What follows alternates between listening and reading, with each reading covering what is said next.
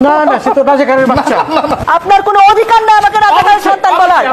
আমি একটা মুক্তিযোদ্ধা পরিবারের সন্তান।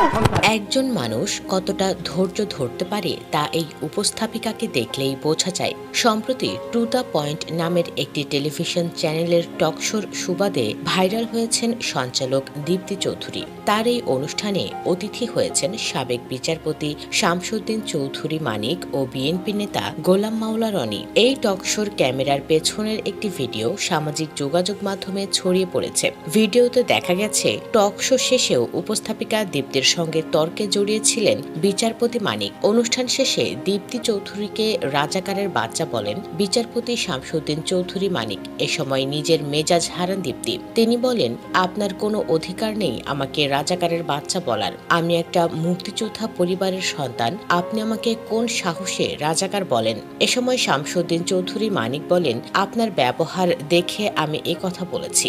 এই কথা শুনে দীপ্তি চৌধুরী আবারও রেগে যান। পরে পরিস্থিতি খারাপ হওয়ায় বিএনপি নেতা গোলাম মাওলা রনি এসে বিচারপতি মানিককে নিয়ে অনুষ্ঠান সেট থেকে চলে যান। জানা যায়, দীপ্তি চৌধুরী সদ্য আলোচনায় এলেও সঞ্চালনায় তিনি যুক্ত রয়েছেন দীর্ঘ সময় ধরে।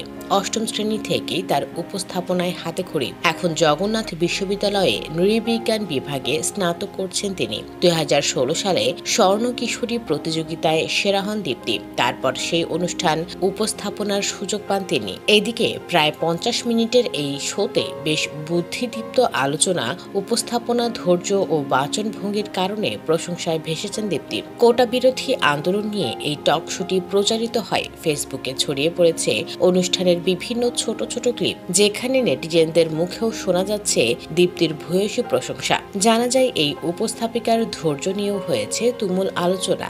সবাই এর প্রশংসা করেছেন। সামাজিক মাধ্যমে শবনম ফারিয়া লিখেছেন, আপা, আপনার প্রতি আমার অন্তরের অন্তঃস্থল থেকে অনেক অনেক সম্মান, শ্রদ্ধা এবং ভালোবাসা। সাংবাদিকতার স্টুডেন্ট হিসেবে আপনার কাছ থেকে কিভাবে ধৈর্য ধরে রাখতে হয় তা শিখলাম। আপনার নাম জানি না, তবে যেহেতু একই মাধ্যমে কাজ করি, কোনো না কোনো দিন দেখা হয়েই যাবে।